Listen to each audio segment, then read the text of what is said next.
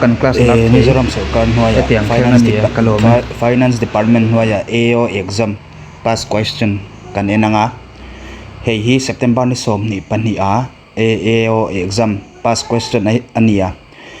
pakhatin kan chukanga thren khat te ka solve sa to wangin karon da tel her to lowa ma se ka solve lo te zong heta karon da khom veka hei hi pakhatin next question in kan solve do na ni ama sabera the next number he question number 1 ania the next number of the sequence hei kha next number enge ni don heta next fraction tur chu enge ti kha nia heta awmanga a next fraction tur chu enge tia hei hi in and chuan achung lampang hi 1 plus 3 ti na kala plus 3 7 plus 3 plus 3 vekani wang 10 plus 3 chu 13 ani maya 13 ania next question next question ilawin a denominator tur chu ange kan ti chuan 3 multiplied by 3 kha 9 ania heta 1 by 3 4 by 9 7 by 27 10 by 81 ti na kala multiplied by 3 ni chuan ani chia 3 na chu wangin hei hi hetiangin kan solve don ni 3 multiplied by 3 chu 9 ania ta 9 oma 9 multiplied by 3 chu 27 hei hi 23 ni lon 27 ania 27 multiplied by 3 chu 81 chu wang 81 multiplied by 3 chu 831 is 3 8 share 24 chu wangin 243 ania 13 by 243 ani wangin answer chu option number B ani next question kan lut nga langa hei hi ania hei hi the value of 6 plus root 5 6 plus root 5 le 6 minus root 5 jon chwa turania value hi hei hi in and chuan 6 plus root 5 multiplied by 6 minus root 5 hei in and chuan the formula algebra oma a square minus b square kan ti chuan a plus b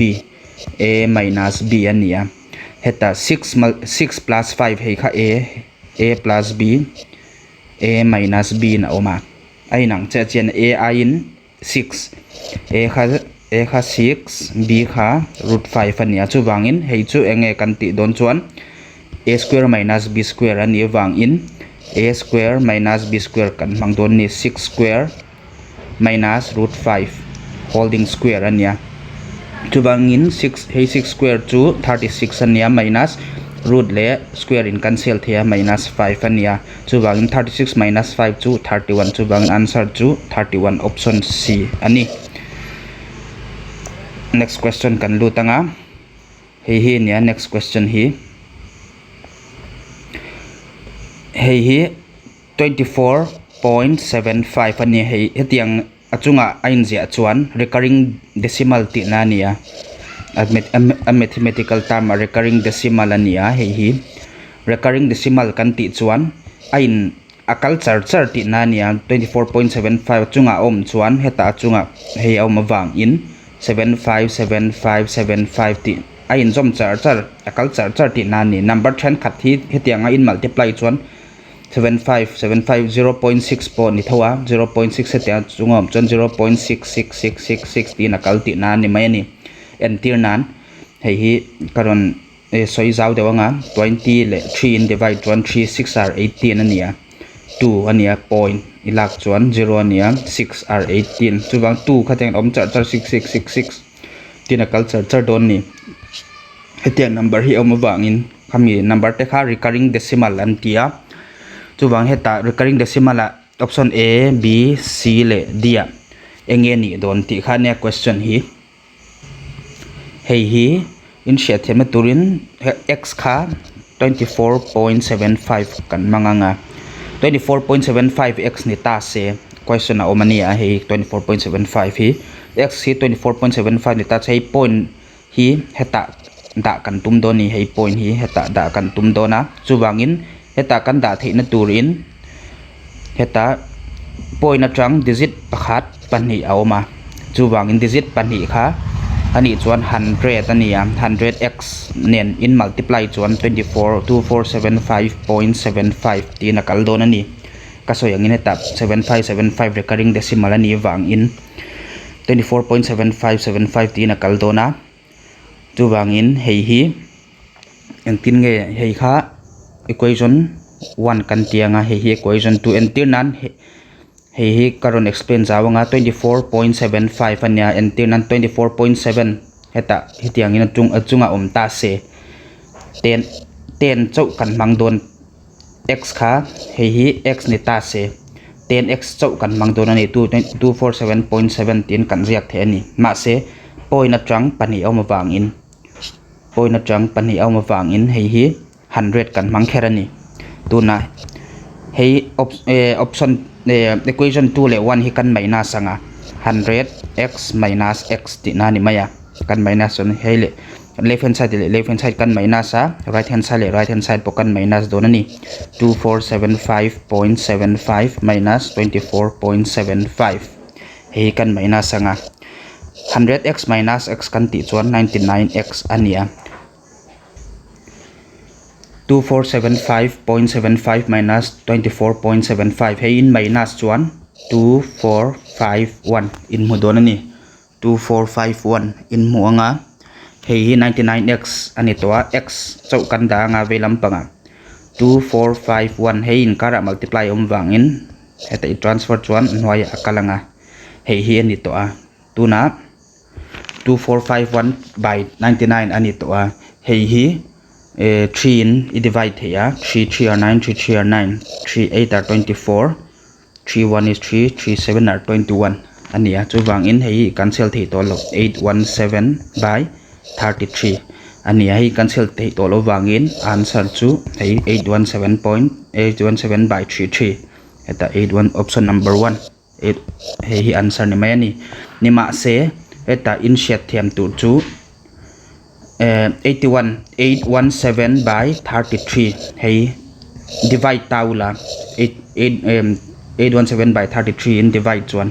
24.75 a question hi in muchi adon ani chu wangin answer chu 817.33 ani next question kan lu tanga hei hi if the quotient kan tika divide in share ngai ka tiang kan je kanga if the quotient in a division is 8 atia quotient kan ti kha heta in divide na lampang right hand side lampang kha quotient nia 8 atia divisor ti chuan a divide 2 7 ania remainder hi 2 antia a remainder heta lo wangin 2 kan je kanga heta then what is the dividend then the dividend is atia he khajon chwa tu question mark kan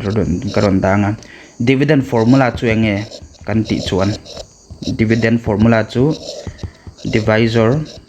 multiplied by quotient plus remainder ania hei direct question nia a dividend jon chwa tur ani wangin divisor kha 7 ania 7 multiplied by 8 kha quotient 8 plus remainder hi 2 ani wang 2 7 8 are 56 plus 2 chu 58 ania chu wangin hei hi answer option D ani next question kan lu tanga the least number which must be added to 398 so as to get the number exactly divisible by 12 is atia a question omzia chu least number tlember which must be added to 398 a number tlember pakhat heta 8 tur so as to get the number exactly divisible by 12 heya it 8 chuan a total number pakhat a omanga hei kha total tin ka zia ka nga hei hi 12 in a divide thei che tur atia question hin chu wang hei kan jong chuak le anga hei kan jon chwa thina turin hei kan jong chuak ma sa anga 398 le 12 in a divide theiam ti hi kan en ma sa anga 12 3 are 36 ania 6 7 8 9 3 38 12 3 are 36 ani le 2 ania chu wangin heta a remainder hi 2 ania a remainder 2 ani chuan the least number which must be added to 398 le number pakhat in 8 chuan hei number hi 12 in divide thei che tur chu enge ti ani awang in 2 remainder oma chu wang in 398 le hei 2 le 10 tila 12 anianga adik dikin heta 12 om ta se 12 in divide thei nge ni hei hi ni ma se a om lo wa chu wangin heta remainder hi 2 ania 2 le 10 in plus 1 12 ania 12 ani chuan a divide thi nge don ani hei hi 10 ziak taula hei hi 398 le 10 chueng jang kan ti chuan 408 ania 408 kha 12 in ta divide thei che ani a chan chu heta ka soi to a remainder 2 ani chuan 2 a oma plus le hei 10 in plus chuan until nan remainder 2 ania 1 le 1 plus belula 399 alo ni don ani 398 atang 399 lo ni don ama se hei 12 in divide thei don lo ani ma se top na a 10 plus taula 398 le 10 chu eng 398 plus 10 chu 408 ania 408 hi 12 in divide taula 12 3 are 36 ania 36 ania 48 12 4 are 48 remainder 0 ani chia to ni chu wang in 10 len hei in divide chia chuan 408 ania nga 408 hi 12 in divide he wang in answer chu option B hei ani next question kan lu tanga next question chuan question number 6 kha Pari, Lomi and Tei invest rupees 2,000, 3,000 and 4,000 atia. Pari in 2,000, Lomi in 3,000, Tei in 4,000 tinani achancho respectively ti azia wang in. What will be the share of Lomi when they divide the profit of a profit zat kha sang ni le the sari ania hei eng tin nge anin divide don Lomi in eng zat nge mu don ti kha nia profit kha pakhatin pari in sang ni ania Lomi in sang thum Tei in sang leni wang in 0 pathum vek ani wang he kan cancel top mayanga 2:3:4 ti nani mayani an share zat kha ratio pari he kha pari he hi Lomi he hi Tei ania chu wang sang ni le ja sari engtin nge in share don ti chon Lomi kha 3 ania 3 by a total chueng jang ni kan ti chuan 4 le 2 6 7 8 9 9 multiplied by hetizar hi total ni bangin sang ni za sari ania 9 3 are 27 300 chu bang 3 3 are 9 900 ania 900 hi Lomi chantur ania chu bang answer chu option C ani khatiang dawin Lomi ni lawin hei pari ni ta se ama sajok tu hei 3 in 2 in manganga answer mu mai don ni khatiang dawin Tei po 4 in mang the ni Tei an lo zo chuan hei hi ania next question question number 7 Sanga enters into a partnership with rupees 4200 Sanga kha partnership a luta sangli zani I invest ani later on Rima joins him with rupees 7,200 tinania Rema in sang sari zani dina join li ani sanga in 4200 in joina Rema in sang sari zani in join ani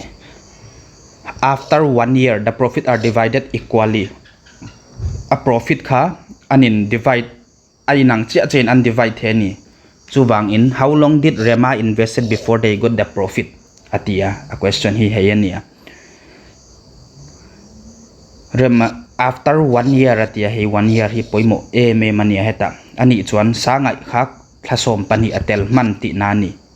4200 multiplied by 12 and profit ainanga wangin equal to kan tianga Rema hi sang sari zani in atela ma se thaeng zat nge tel kan shelo chu wang in x kan manganga hei hi kan cancel to anga 0 le 0 kan cancel theya 12 5 are 60 12 6 are 72 ania 6 7 are 42 chu wang x to 7 ania 7 months Rema tel zat chu thasari atel man ti na thasari nuwa azoin ti na nia thasari nuwa azoin ani chuan thasari apeman ti na nia chuwangin how long did Rema invested money before they got the profit Rema in tha engzat nge atelman thasari ni wangin answer chu option D he ani. Question number 8 kan lu tanga. A and B start a business. A invests rupees 1,000 for 8 months atia. A le B kha business pakhat an siama. A invests rupees 1,000 for 8 months. He 8 months ania. B invests rupees 1,200 for 7 months. 7 months. B invests 1,200. B in kha 1,200 for 7 months atia. Thasari atel ti nani. If they receive a profit of rupees 8,200 after 1 year, what will be the share of profit for A? Atia wang in A chu sangkhat ania, sangkhat multiplied by 8 ti nania. Hi engzar nge 1200 multiplied by 7 ania, 0 le 0 kan cancel thia. 4 2 are 8, 4 3 are 12 ania. An ratio chu engzar kan ti chuan 10 multiplied by 2 chu 20:21 ania an ratio muzat tu chu. A profit hi sangriat zani ania wangin sangriat zani kha profit ania wangin. A question ron chu what will be the share of A atia. Hi A, hi B ania. A chu 20 ni wangin 20 by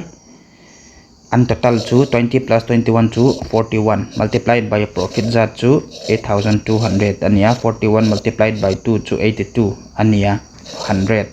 chu wangin 2 2 are 4,000. Hi A profit muzat tur ani chu wangin answer chu 4,000 A option A ani. Question number 9 kan lu tanga. How much copper should be mixed to 63 kg of zinc atia. 63 kg of zinc copper engzat nge heta zinc ka atel do atia. Chu wangin heta zinc kan zia kanga by copper ni ta se. Hey in order to make an alloy containing 45% zinc and 55% copper, 55% copper zinc heta ain om chia wangin zinc 45 tin ka ziak na lani. Chu wangin zinc hi engzat nge kan ti chuan heta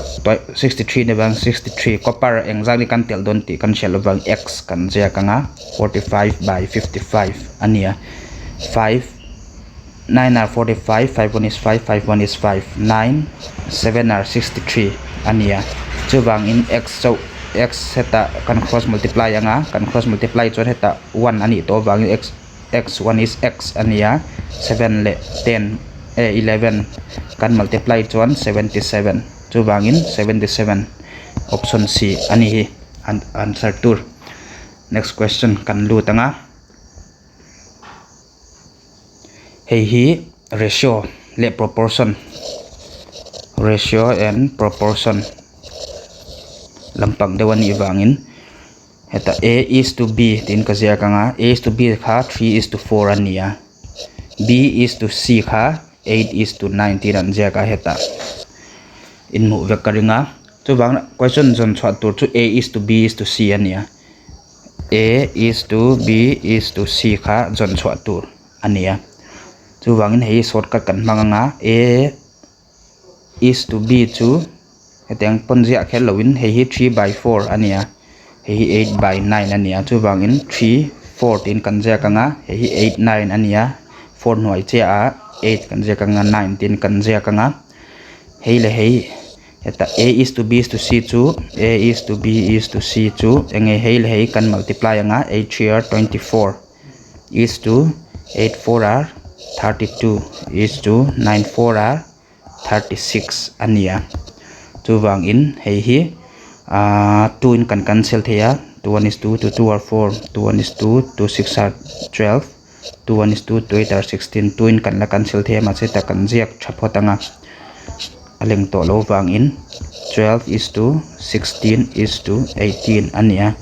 2 6 are 12 2 8 are 16 2 9 are 18 ania hei hi 8 9 kan cancel thei to lawa chuban answer chu 6:8:9 ni mai ani hei hi answer ni option B. Next question kan lu tanga. If the wages of 20 men for 30 days are rupees 4,200, mi pasari mi som pani hi ni som thum chung nan thoka sangli zani an muani ani chuan mi som pariat ni som ni pali chung thokta se poisa engzat nge an mu don rupees engzat nge an mu don ti kha ne question hi chubang nei kan solve lenga ma se heta shat tu chu work done equal to hey formula hi number of men multiplied by days multiplied by hours hey formula nia omje chu m into d into t ni mai ni time hours kan tilonga time kan ti zo kang hey formula nia hey kan mang don ani heta men a oma days a oma time lo ni chu ban hey time hi kan neglect thia work done a oma work done chu hey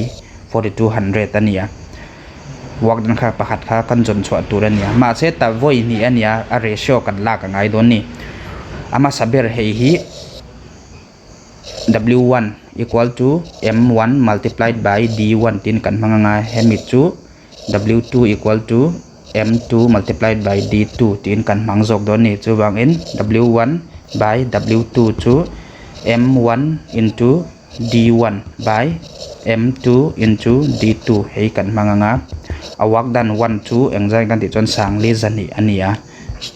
sangli zani ani bangin sangli zani kan manga wak dan 2 hey hi kan jon chwa tu ni bangin w2 in kan manga m1 chu missing som pani ani bangin 12 kan manga d1 hey hi days chu 30 ania by m2 chu missing hi heta in mu lo takin 18 men ania chu bang 18 multiplied by days d2 chu 24 ania 24 tin kan ja kanga hey hi 12 1 is 12 12 2 are 24 ania 2 15 are 30 ania 5 ne 3 5 are 15 3 6 are 18 anile a hey hi 5 1 is 5 5 8 are 40 5 4 are 20 ania tuna kan cross multiply lenga w2 chaw om ta a 840 multiplied by 6 ani to a 60 are 0 64 are 24 2 9 86 are 48 49 50 5040 ani hi answer chu bang in heta option C he answer ani. Next question kan lu tanga. 8 men or 20 women can do a piece of work in 40 days atia em kha men angin kan ja kanga 8 men in ni som li chung hian na an thok thei kha 12 women mai chia pon ni som li chung hian an thok thei ti na ni chu wangin an na thok zat ni som li chung an na thok zat chu mishing pariat mi pa pariat le mai chia som pani kha an na thok zat ai nang ti na ni chu wangin 4 2 are 8 4 3 are 12 a om zia chu 2 men equal to 3 women ania m by w chu in transfer chuan 3 by 2 ni soi om zia chu mishing mi pa pathum men by mi pa pathum le mai chia pani kha ai nang ti na ni chu bangin heta tang kan jong chua ka nga ei karon ram le nga nakina confuse takin tuna hei hi om zia chu question in how many days can the work done be done can work be done by 6 men and 6 women ni engzat nge mi pa paruk le mei che parukin na an thok don ni engzat nge ni don ti kha ne question eron zo chu wangin heta he kan en lenga mi pa pakhat he em chau kan ja chuan 3/2w ti na ni chu wangin hei hi kan kha ka nga m hi engzat hi kan ti chuan 6 multiplied by m kha 3/2 ni wang 3/2w plus 6w ti na nia hei chu kan dap phatanga na kena in chat hiam mayanga equal to 2 3 are 6 3 3 are 9 9w plus 6w chu 9 15 asoyom ja chu mi pa paruk le mei chia paruk chu mei chia som panga da thok zan nen ai nang ti na nia tuna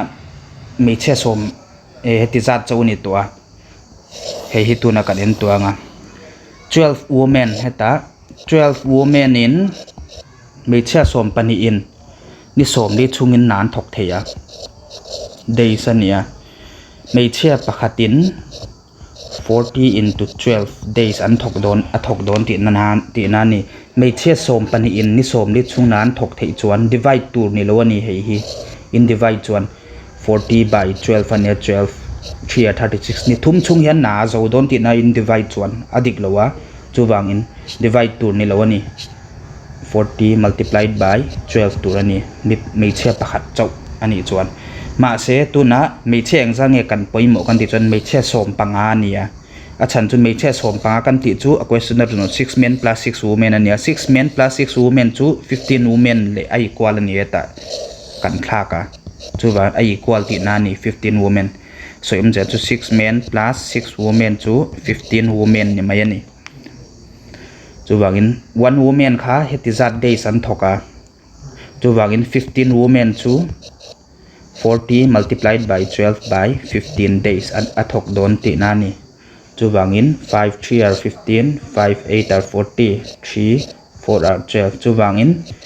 mei chia som panga in 4 32 days na a thok don ti na ni mai ni chu wangin answer chu option D hei answer ani question next question kan lu tanga in a study camp food is available for 45 days for 50 students 45 days kha 40 students tan ania for how many days will this food be sufficient for 90 students tan how many days atia a day zat he jon chwa turania hei chuang tinge kan ti don ti chuan 45 days to 40 student in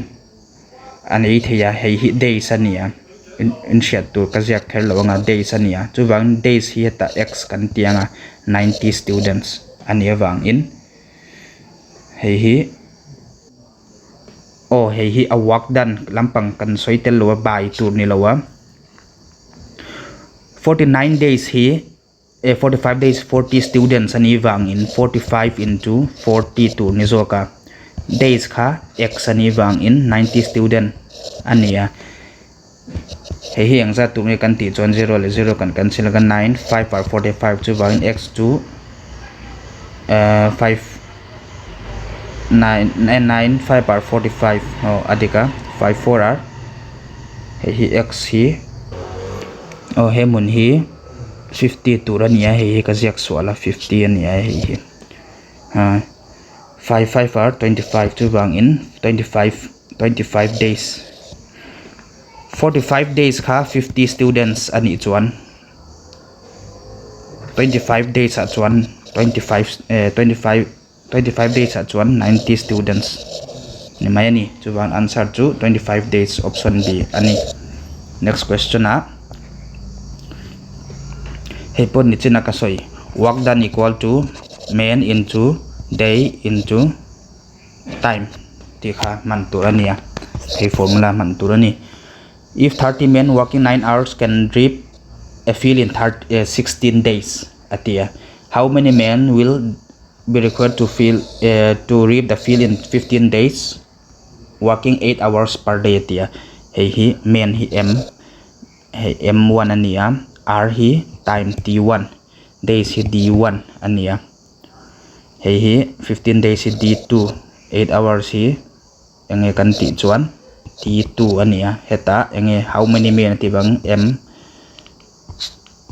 m2 jon chwa tur ani a work done hi ainang a chan can reap a field atia required to reap a field a work done ania chuwan a work done kha inang chuwang in m1 multiplied by t1 multiplied by d1 equal to m2 multiplied by t2 multiplied by d2 ania m1 chuang zani kan ti chuan 30 ania 30 multiplied by t1 to 9 hours 9 multiplied by d1 to 16 ania m2 hi jon chwa tur ania t2 chuang zani kan ti chuan 8 hours ania 8 d2 chu 15 days ania 15 hi kan jong chwa kanga 8 2 are 16 ania 15 2 are 30 chuwang in m2 cha om to a m2 pakhat lampang chu 2 le 2 kha 4 9 4 are 36 chuwang answer chu 36 men ni mai ani option heta option a hey answer ni mai ani next question kan lut anga Syama and his son starting from the same place at the same time walk at the rate of 3 km per hour and 4 km per hour respectively in opposite directions. The time taken by them to be 22 km apart atia heta Syama le afapa heta an omnita se ama Syama hi helampang akal nita se helampang hi Syama akal zat chu 7 km per hour ania helampanga afapa san 4 km per hour in akala then hi starting point ta se opposite direction ti bangin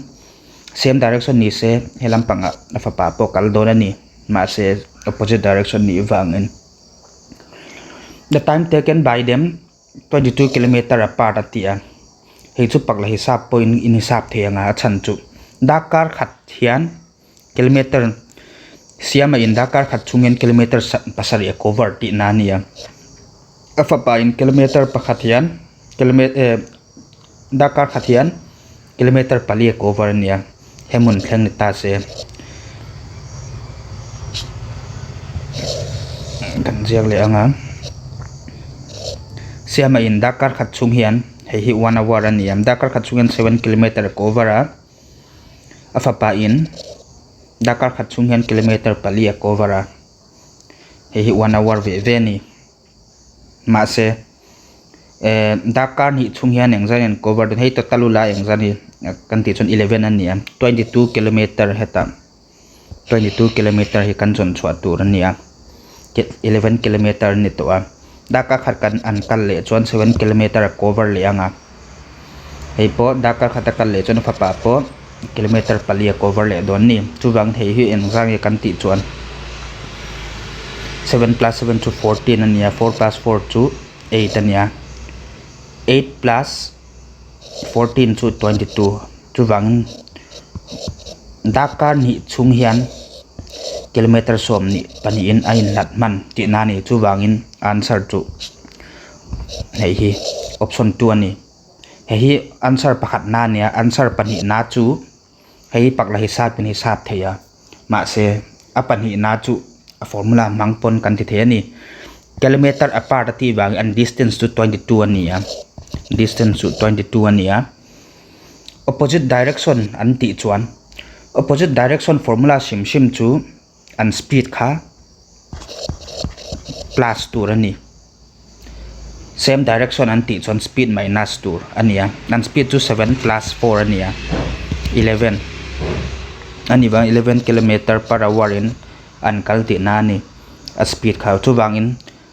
the time taken heta time taken chu hours time jon chwa tur ania time taken formula chu 22 by 11 ania distance by time heta karon sek tharanga distance by time chu distance kha 22 ania 22 time chu 11 ani bangin 11 2 hour 22 chuan 22 kilometer 22 hour hei 22 hour tur ni answer chu 2 hour ni ve thawani ma se pakla hisab formula in shalo point hei hi in mang the rengani ti karon soi du next question hei hi kan solve anga Puyat took a loan of rupees 1,25,000 from SBI State Bank of India. The bank charges compound interest at 8% per annum, compounded annually at the year. What amount will he have to pay after 2 years? 2 years nuwa engzan nge pek don ti kha a formula point in mang thea a formula lo point in mang the ni hi 125000 nia hei shortcut formula nia kum ni chunga ni wangin 8% per annum ani wang 108 by 100 100 atrang 8% kan ti chu 100 atrang in plus chuan 108 ania 100 plus 8 chu 108 ani chu 100 by 108 by 100 he kum khat na nia kum ni na chu voi ni kum thum ni se voi thum ti turani he 0 le 0 cancel the he le he cancel the ya he in chu chuan 5 2 are 10 ania 5 2 are 10 5 over 25 ania 2 5 are 10 2 4 are 8 ania 25 multiplied by 54 multiplied by 108 hey in multiply chuan heta ka multiply kher longa answer chu 145,800 in modon ni chuan answer chu hey option B ani hey ania pakhat na chuan ani lo po in compound interest formula amount chon chuana kha p 1 plus r by 100 to the power n kha tai mania rate r kha rate ania principal amount ania principal chu 12500 ania 125000 ania 1 plus rate chu 8 by 100 to the power n kha years ani bang 2 ania 125,000 hei 108 by 100 to the power 2 hei le hei kha ai nang chia to ani chuwang tiang in chu tanga hei in mudon thawani chuwang in ka tiang formula man khelo point hi tiang in solve thei ngal ani hei hi shortcut jo kania shat to ani question number 18 kan solve anga if the circumference of a circle is 264 cm circumference kha circle 264 cm ni ta se what is the diameter of the circle diameter jon chwa tu rania circumference of a circle atia circle oma heta circle ta se circumference kan ti chuan metsa circumference le perimeter kha inangani perimeter kha inanga he rectangle ni ta se perimeter chu heta trang in chut anga heta in kalanga heta ikal chhole anga heta ikal pheile anga kal chuk chuan he perimeter pakhat ania khatiang den heta circle ma voi khat around chuan circumference pakhat ani karon jiak tha anga he hi nia diameter kan ti chuan heta point om ta se alai ber kha hemun ta se he hi diameter ania heta om ja chu heile hein kar hi ainang ti na ni a size chu bangem tu na circumference kha formula chu enge kan ti for circumference kha 264 ania circumference formula chu twice pi r ania 264 heta chuan heta tang radius kan ti chuan diameter kha he ania radius chu chan ve ania he chan ve kan set chuan multiplied by 2 chu answer ni mai don ni chu bangin 2 into 22 by 7 into radius kan chon chho tur bang r kan tenga 264 he mi zong hi kan transfer ve kanga r equal to 264 multiplied by 7 by 2 into 22 ania la chan chu tung lam pang zong kha in transfer chuan noya aron kalanga noi lam pang zong achunga aron kal don ni 22 1 is 22 22 1 is 22 22 2 are 44 ania 2 6 are 12 ania chu bangin 6 multiplied by 7 chu 48 ani 7 6 are 42 ania ma se hei hi 42 ania diameter kan ti chuan full ania 42 ne chuan lampang po 42 ti na ania chu wangin a diameter chu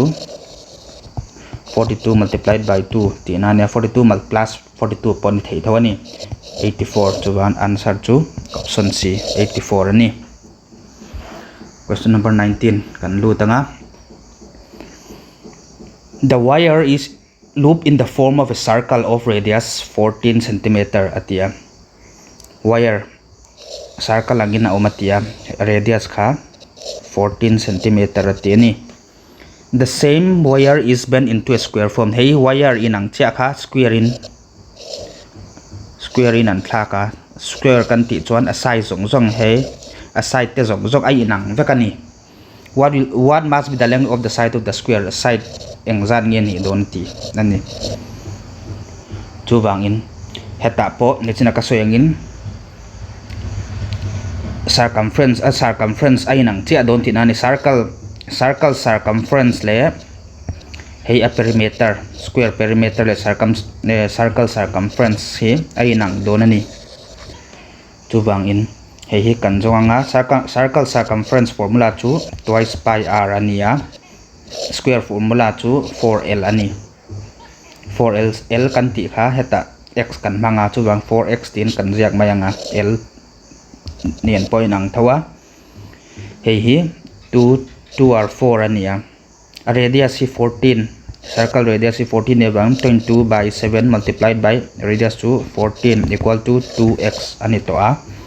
7 2r 14 2 de 2 ani bangin x chu 22 hei pakhat 22 ne 22 vek ti na ni mai ani chu wangin answer chu option D 22 cm ni. Hey question number 20 hi shortcut formula kan mangdona chu wangin thataka set tur ni he tiang thil ma se a question hi sathiam lowin du namuna in mang thei don lo thatakin karon explain anga zo nuwa kan mang chau don ni. The length of the longest pole that can be put in a room of dimensions at kha he kha length breadth le height ania is atia he room shim chu cuboid form ina oma he tiang cuboid in sianga cuboid hi he cuboid ania hemun alongate tur chu room shim shuma chut wangula alongate tur longest pole alongate tur chu heta asir atang hemun hemi in kar hi alongate tur berani chu shet tur ni hei hi eng tin nge eng zan nge ni do na tia question in length breadth le height and pek chuan har samya lowa root over length square multiplied by breadth square multiplied by height square ani a formula hi hi shortcut ani length kha 12 ania 12 square multiplied by 9 square multiplied by 8 square ania 12 square to 144 multiplied by 9 square to 81 multiplied by 8 square to 64 ania ma se hatiang lo point in su theya square here ani wangin voi khata hei le hei in cancel the chu 12 into 9 into 8 chu engzat nge hei hi ania ma se heta shet tu chu hetiang chen kan cancel lo nga nakina in shet thiam lo takin heta l square kha 12 square ania breadth square to 9 square le 8 square to 8 height square to 8 square nia 144 multiplied by 9 and 81 multiplied by 64 ania hei multiply ula engzan nge ni ang ti hi heta ka solve sam wangin karon anterang hei hi ka ziak swal nga plus 2 ania hei hi plus 2 ani hei hi shortcut formula ne chatakin chin cheula nakina hetiang question ron kal chuan hei man mai tur ani 144 plus 81 plus 64 in plus 1 root over 289 ania he root over 289 kan ti chuan heta ka siang mayanga eng square nge 289 kan ti chuan 17 square ania 17 square chuwang hele in cancel nga answer chu 17 ni mai ani answer chu 17 ania chuwang heta option D answer ni mai ni next question kan lu tanga voina tan hei hi top na tur kan tianga achan chu question tam takom wangin nakina po karon solve zel mai doni and next in kan kalanga of the three numbers the first number is twice the second and the second of the three number pathuma tina ni maya the first is twice the second atia the first is first kha a kan manganga a second kha b third kha c kan mangmayanga the first is twice the second atia and the second is thrice the third and the second is thrice the third tina soya chuwang if the average of three numbers is 50 an average is 50 ni ta se first number kha eng zat nge ni don atia chuwang in hei hi kan solve nga b ve om awang in b kan b angin kan dabe nga b chu a by 2 ti na ni a heta po b kha c heta in kan solve zo ka nga b equal to ti I in a kha tiang in kan ja ka nga b hi hei c kha b by 3 tin kan jak don a chan chu average kan lak don awangin average chu a plus b plus c by 3 equal to average ania hei formula shim average formula chu heta kuwat karon jak le anga sum by total number ania